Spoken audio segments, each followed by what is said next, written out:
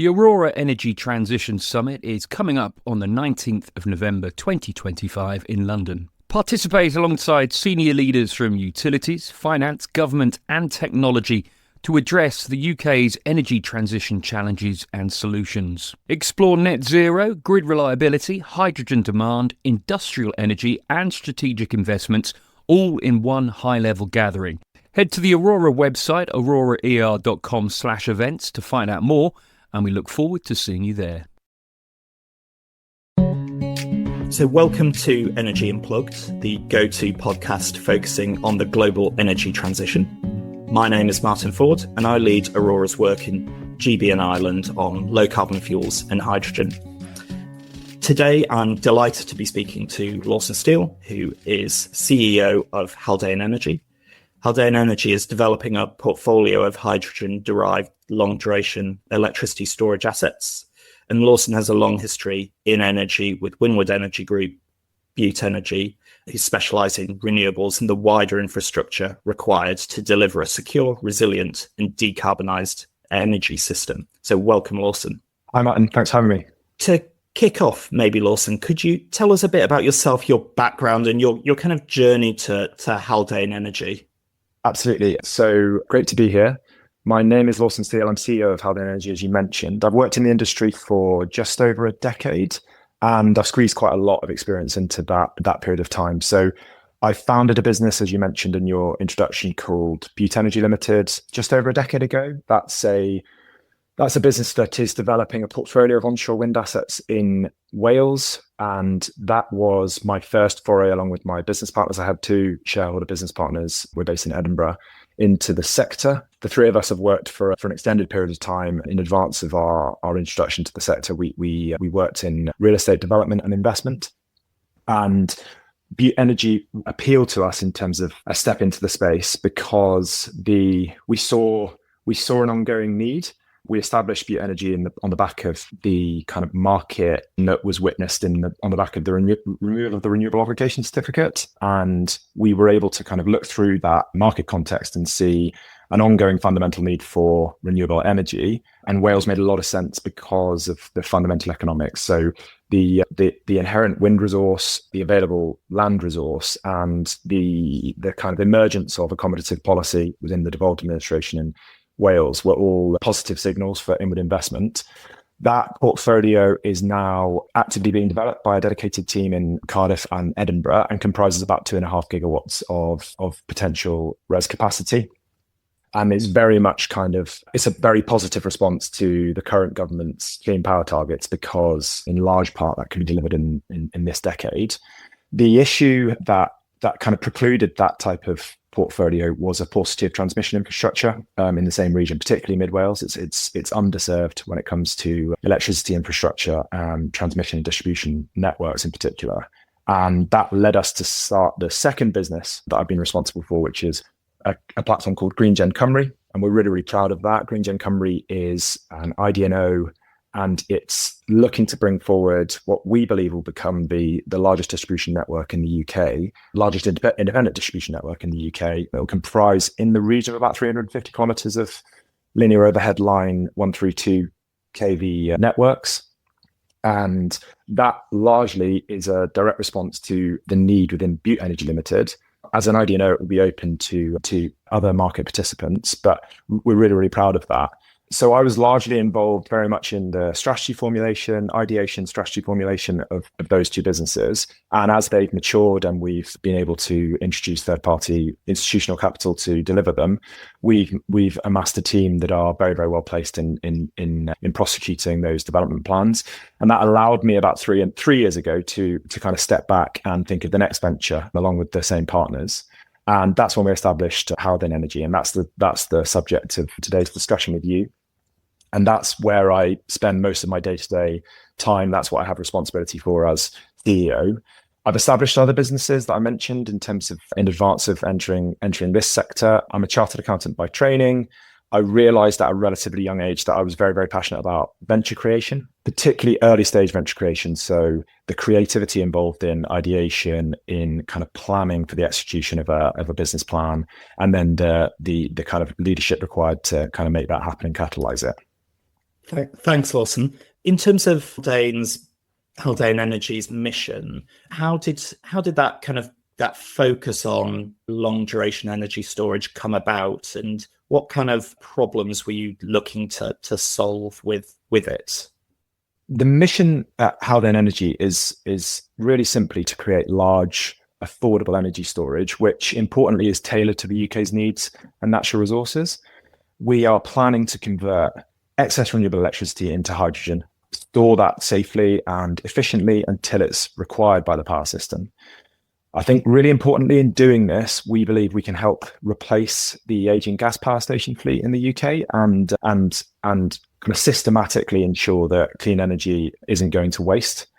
The Windward Energy group, which comprises Butte Energy, Green Gen Cymru, and Haldane Energy, that I'm one of the founders of, its mission is kind of multifaceted by definition. It's looking to generate clean power, to convey it through the distribution network, and also to store it through Haldane Energy.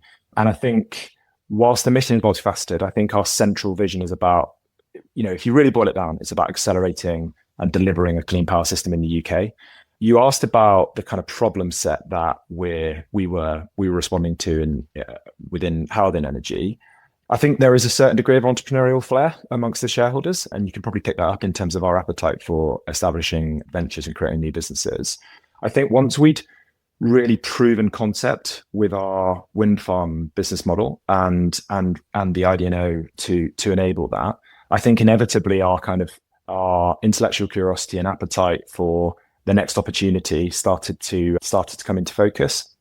And I think we were looking at the sector through two lenses. So as entrepreneurs, we're always looking for commercial opportunities to respond to.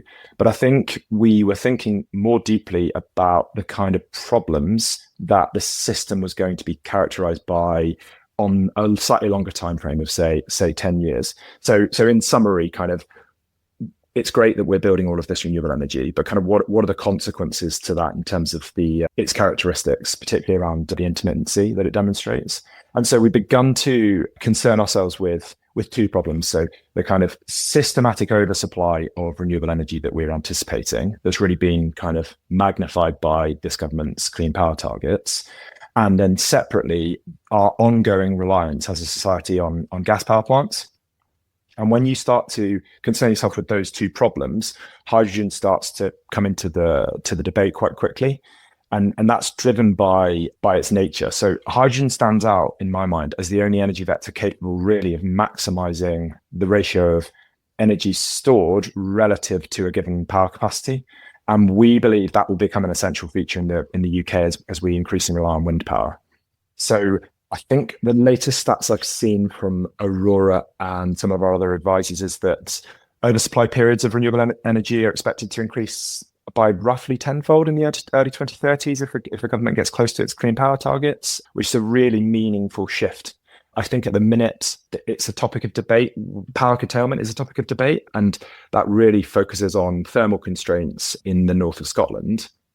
But what's anticipated in response to greater and greater renewable penetration is just large periods of economic curtailment whereby power can't find a home. So it's quite understandable that system thinkers, system architects, and industry is beginning to think about energy storage. I think the differentiation of using hydrogen, which is what we're planning to do, and we can come on to talk about the composition of the portfolio and the technologies that make it up, is that by storing that excess electricity as hydrogen, you can achieve economies of scale that make it likely the most cost-effective means of storing power versus other technologies, especially at larger energy densities. So that's the really differentiating factor. It's the versatility and sheer energy density that you're able to deal with if you're using hydrogen as the energy vector. I think the really killer kind of analysis that I've seen in terms of supporting the business plan and concept and allowing us to invest our own money as it stands and seek third-party investment in the fullness of time is that if you focus on converting that surplus renewable energy. So I'm really talking about oversupplied power that kind of can't find a home, that is either thermally constrained or can't find a home in a temporal sense. And you convert it into a domestic hydrogen fuel. and link that to dedicated hydrogen fuel power stations, our analysis suggests that that would cost the energy system approximately the same as the current subsidization required to maintain the aging gas fleet. So it really represents a sustainable and economically viable pathway for decarbonisation. And that's kind of why we're so excited about it. And that's those two facets, oversupplied power and our reliance on an aging gas fleet, is kind of what we're trying to respond to at Haldane Energy. And that's where I think we differentiate ourselves to a certain degree from the typical long duration energy storage assets and technology types that are kind of mooted and thought to in the market as it stands. I guess what you've outlined there is the kind of strategic problem. Is it worth kind of diving into practically what does this problem look like? What's the kind of size of that dispatchable power need?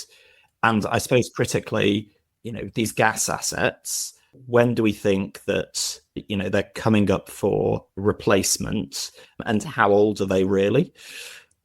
So I mentioned oversupplied renewable power, and I mentioned the ongoing reliance on the gas fleet for dispatchable energy reserves. So I can get under the bonnet of that a little bit if you want, and kind of bring that to life in terms of the analysis that we're seeing. So I mentioned the tenfold increase in kind of settlement window periods that are forecast to demonstrate, that will be characterized rather by kind of oversupplied power in the early 2030s following. We've done a lot of analysis on the implications of Clean Power 2030.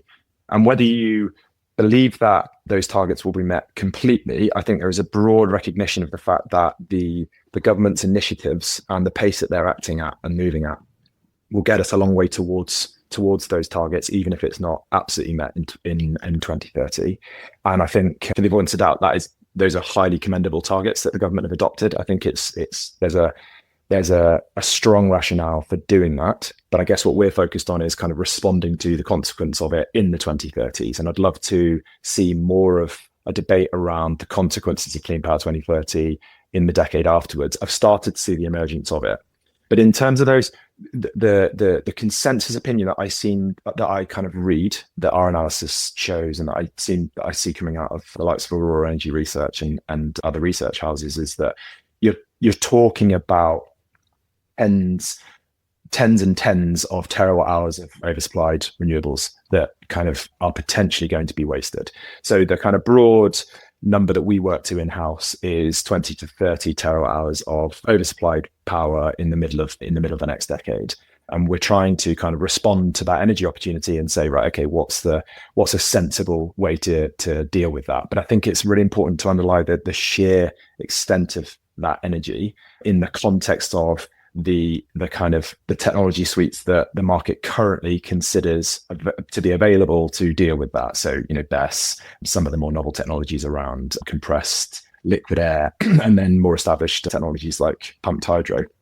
It's energy density that I really want to underline, because those technologies are fantastic. They can make a large contribution to system need, but they're relatively kind of capped out in terms of energy density. And the problem that we're going to face is one of significant energy density. If you then pivot and kind of concern yourself with dispatchable energy capacity, the nature of that profile is going to change.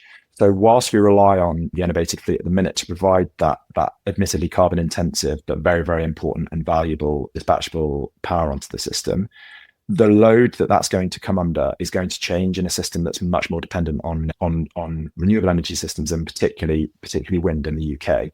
So in short, it's going to become much peakier. So, conceptually, you need to think about large amounts of capacity, but a depression in the utilization rates and the load factors that those are going to be worked at, because, effectively they're just responding to deficits in our increasing reliance on renewable energy sources. And so, while, if you start to look at those two problems, we're trying to kind of straddle both to create a fuel source that's versatile, so that we can store interseasonally, that we can store at large volumes, and is versatile in terms of our ability to dispatch when required. But the economic appraisal of that problem set needs to consider those facets. So in short, our existing reliance on the unabated fleet, certainly the kind of gigawatt scale CCGT plants that we rely on to be a kind of engine of a backbone for the country are going to come under strain, because the utilization rates they might seek to operate on to make them most efficient are going to become depressed.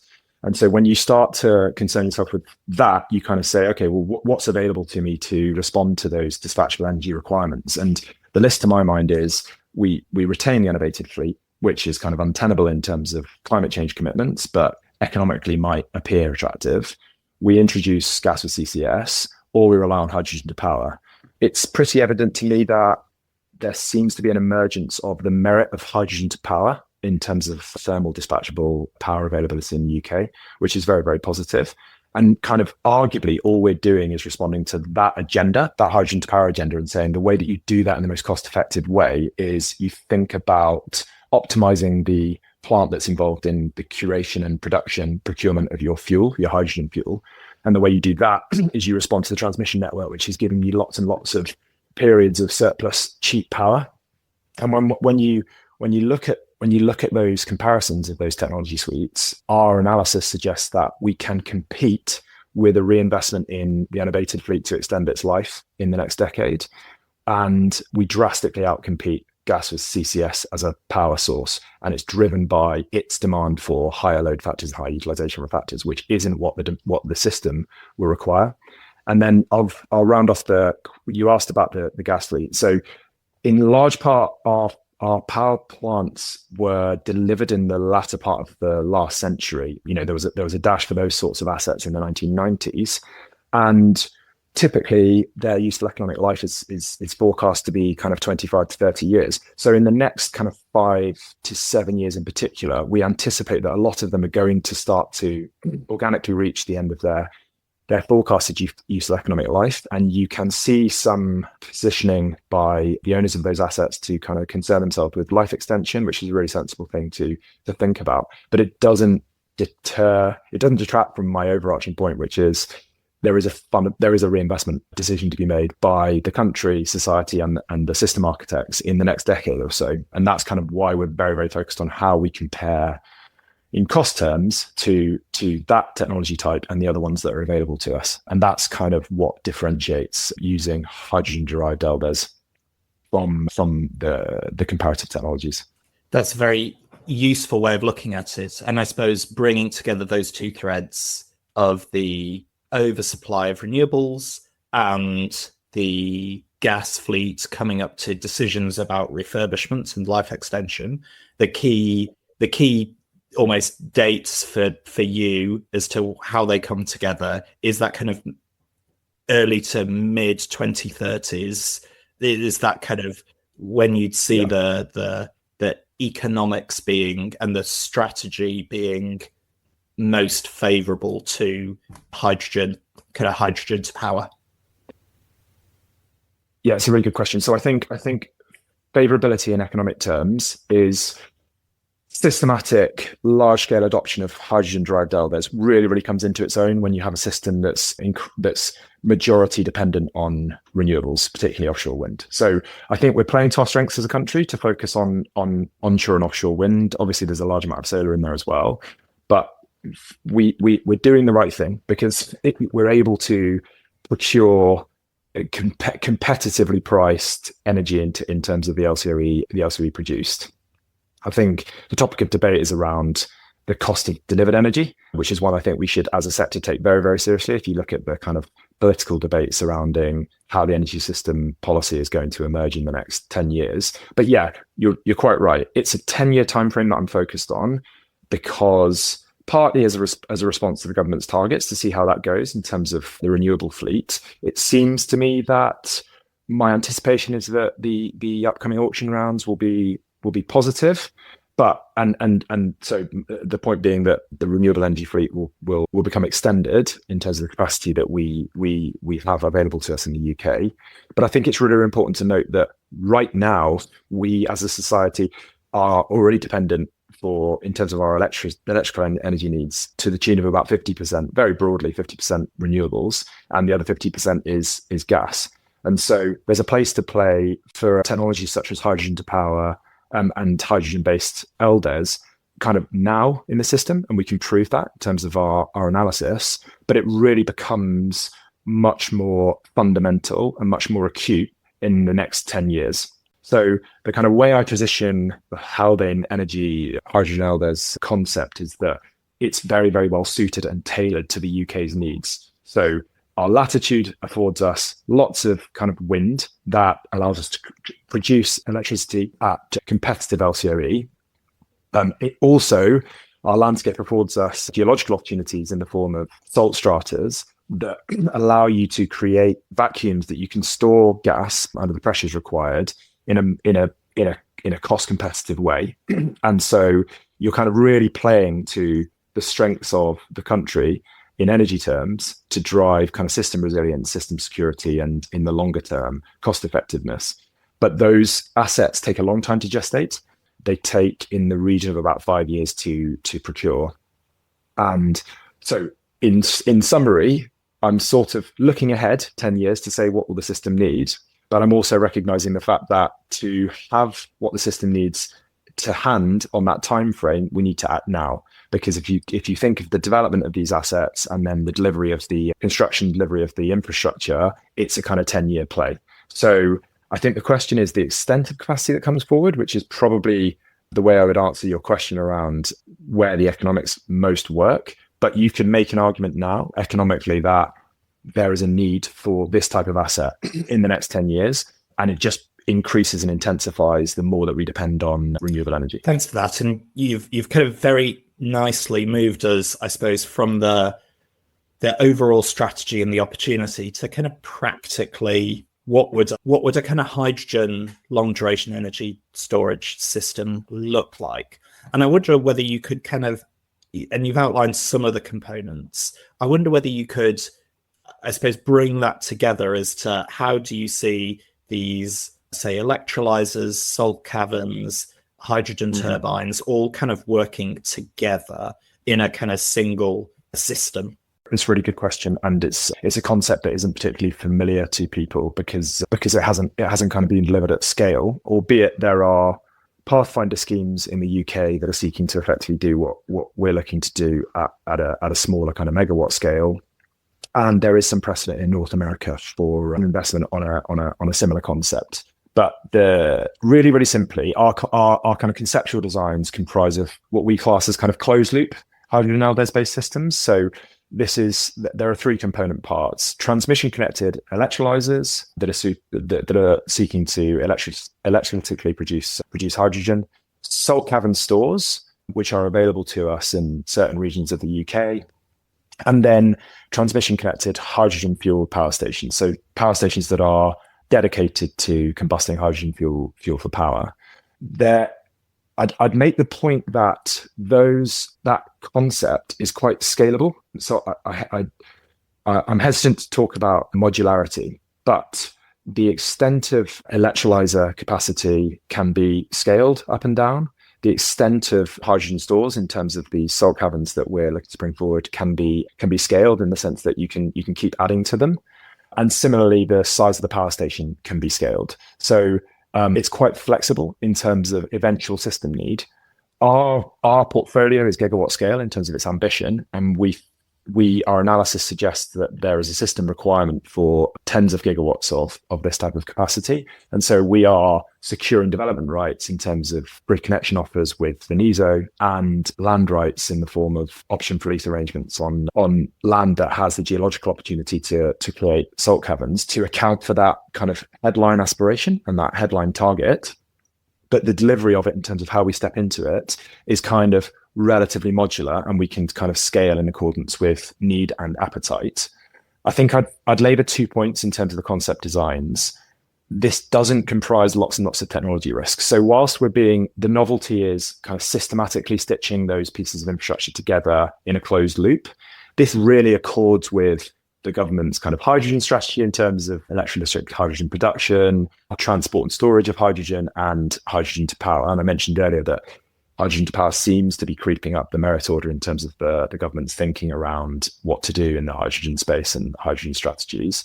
But it doesn't comprise technological risks. The technology readiness levels of those those constituent technologies is really, really strong and commercially available to us. And we've partnered up with some tier one OEMs to reassure ourselves of that. And so the novelty is really the way that we're thinking about systematically stitching these things together rather than the technologies themselves. You asked the question also about how it would work. So our project they're designed and they're sized in accordance with kind of an algorithmic response to forecasted price settlement windows. So Aurora Energy Research have helped us with that. That's what you guys do. And we've done some scenarios where on a kind of central case in the system as it is, moving through to one that it comprises the type of renewable energy system that would be inherent within CP30, we're designing and optimizing the plant in terms of the sizing of the electrolyzers relative to the thermal plant, relative to the stores, in such a way that we're maximizing efficiency and we're maximizing return on capital in terms of design, so that the system cost that implies is as efficient as it possibly can be. But to reinforce, it's kind of modular in terms of the way we can scale up. And it's very, very flexible in terms of weather years, really importantly, in terms of how it can respond to system need. That's great. That's really kind of hopefully painted a picture there for our listeners about how it'll all fit together. I guess one of the kind of key constraints, particularly when thinking about salt caverns, is geography. And I wonder whether, for unacquainted listeners, you could I suppose lay out some of that geography element of these systems, and where would you see these systems in the country as a whole? Sure. So our portfolio is focused on regions where you're afforded these opportunities in terms of the geology that's available. So if you kind of consider the geology of the country, the stratas that we're interested in, whereby you can viably procure salt caverns at a size and with the characteristics that are required in terms of storing the gas under the right sort of pressure, are relatively limited. So there are regions in East Riding of Yorkshire, there are regions in Cheshire, and then there's a region in the Wessex Basin. This isn't available in Wales, for example. It's not available in Scotland, unfortunately. So we've really, really been focused. I mentioned the fact that we started the business 3 years ago. A lot of the time we've been spending is on system analysis, concept design in terms of optimization, but then really, really importantly, in terms of enabling this portfolio and creating an investable product, we've been focusing on the limiting factors. And one of the limiting factors is the availability of the salt to create meaningful energy stores. And so we've been engineering led in that appraisal of the availability. We've used the team that we have within the business that is very, very familiar with bringing forward infrastructure in this country and the constraints that limit that, to hone in on effectively what we call kind of areas of interest. And that's allowed us to engage with landowners, and that contractual work is advancing really, really positively. And so we've focused on those areas. So our portfolio comprises seven projects, and they're situated in the Humberside, North Lincolnshire, Cheshire, and the Wessex Basin. The other limiting factor that we have been alive to is access to the transmission network, and that's been another thing that we've sought to de-risk through grid connection arrangements. That's obviously subject to grid connection reform, but that's something we're very, very familiar with as a group in terms of securing access to and the necessary transmission connections that are required to kind of allow for viable energisation through the work that we've been doing with Windward Energy and Green Gen Cymru. Thanks for that. So I think we've kind of really usefully covered some of the strategy and the case for hydrogen to power. We've covered some of those kind of technical, how would this be delivered, some of those geological limiting factors. I wonder whether you could kind of broadly set out how you see that kind of commercial case working for hydrogen long duration storage, and how has that kind of overall commercial case at a high level and some of those strategy factors been received by investors that you speak to about projects like this? Yeah, Thanks very much. It's really, really important. I mean, the shareholders are entrepreneurs and business people. We set out at the outset of any business plan formulation, ideation, we are always very, very focused with the end state. And the end state typically for us is where our balance sheet ends and where we have to introduce capital from third parties. So we are ruthlessly focused on that at all points in the business plan kind of cycle. And so in short, we've been super, super focused on making sure this is a viable commercial scheme from the outset. There are inherent challenges in converting electrons to molecules and back to electrons. I think most of your listeners will be familiar with the kind of inherent inefficiency of, in a thermal sense, in carrying out that type of activity. But you have to bear in mind the system conditions. And so there are problems to solve in terms of housing that oversupplied power that I mentioned earlier. And there is utility required on the system in terms of reliance on dispatchable sources of energy, particularly low carbon sources. And so our business case fundamentally will depend on revenue de-risking support from the government. I think that's pretty well acknowledged when it comes to energy storage assets, particularly long duration energy storage assets. And that's born from a number of things. It's born from the seasonality of the weather. It's born from the unpredictability and volatility of the wholesale electricity market and the challenges that represents in terms of longer term financing. So we've been really focused on the anticipated requirement for revenue de-risking. We're very, very encouraged in terms of the government's position around the emergence of policy support and the design, the early stage design of some of those emergent schemes, particularly when it comes to things like long duration electricity storage. So we're encouraged about the fact that will be forthcoming. But in the absence of having that in hand, and given the fact that these systems, there isn't a precedent for these systems, what I've been really focused on from an investment perspective is the strategic case. And the strategic case comes back to the points I've been kind of hammering on about during the course of this conversation. So, finding a home for cheap, available renewable power systematically. And then if the system needs, which it will, large capacity, low utilization, dispatchable energy resources, what is available to us? And what's available is we either maintain the unabated gas fleet, we build gas for CCS, or we adopt hydrogen to power. And partly, I think all we're doing is kind of looking over a 10-year horizon and kind of situating ourselves in system need there and first principle economics. And that's what supports the ongoing investment case. In the fullness of time, in terms of taking construction risk in particular, we will need government support, as do other technology types. But again, we're very, very focused, to reiterate, I'm very, very focused on cost comparisons, cost effectiveness, and I guess value for money. We've been very, very focused on what is the value for money proposition if the government and society were to adopt our system and support it wholesale and systematically. And it's very, very positive. There are a number of positive system impacts we have. I mentioned the fact that we can kind of usurp the unabated fleet for a similar cost level, but there are other kind of consequential benefits. So we arguably create a harness in terms of the need for transmission reinforcement. So that's a big question for the country, the extent of transmission reinforcement that's going to be required, and inevitably that is necessary. But kind of where does that go in the fullness of time, and making sure that's optimized? I think you need to really think about systematic energy storage to ensure that we don't overbuild. You could arguably say that we should be doing the same thing to ensure we don't overbuild the renewable fleet. There'll be an end game kind of state subject to how demand matures.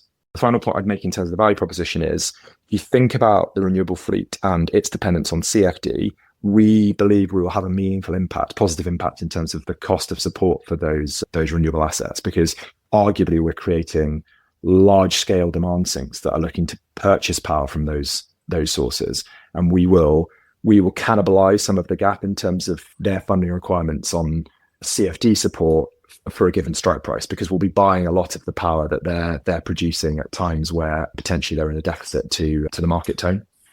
Great, thank you. And I suppose that kind of nicely kind of moves us on to a kind of final question as to what kind of needs to happen next. And I suppose your kind of quick reflections on what needs to happen next from a kind of policy and strategy side, as well as, I suppose, building out the hydrogen to power business model kind of technically and commercially?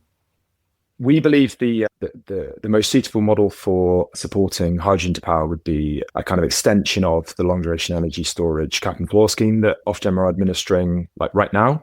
It's very, very well designed for kind of large scale power arbitrage capital assets. And what we see is its neatness is that it focuses on anchoring the cost of capital for those assets. And that's a really, really important thing to focus on. So our policy kind of advocacy position is for the government to extend that, to recognise hydrogen LDES as an LDES asset within that scheme that's being administered. And so that's the case that I am making to government and will continue to make. I think that beyond that, I think we're looking to kind of build some brand recognition, build a tone of understanding around the benefits of hydrogen-based LDES. I think that's happening organically because people are drawing the same conclusions that we are in terms of the kind of general understanding of system requirements, system adequacy needs, and the technologies that are available to us. And that's really, really encouraging. But across the next year or two, I'm looking, I think, to kind of market the proposition more fulsomely.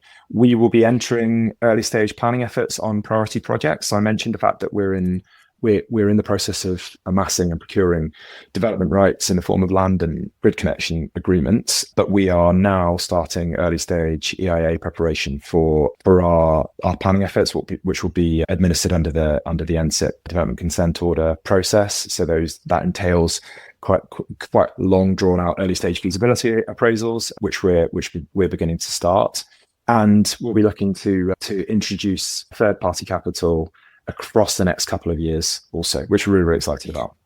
Great stuff. Well, thank you, Lawson. We've covered a lot of ground there in hydrogen's role in long duration energy storage, from the overarching strategy and the use case to technically how it could be delivered, and some of those kind of commercial and policy and regulatory interactions. And ultimately, how could this work in a GB context? Lawson, thank you very much for your time. Thanks for having me, Martin. That was Martin Ford, Aurora's advisory project leader for GBN Ireland, talking to Lawson Steele, who is CEO of Haldane Energy. Thanks for listening to Energy Unplugged. Do keep an eye on our podcast feed for more in-depth conversations with senior members of the energy industry. The best way to do this is to follow the podcast via whatever platform you use.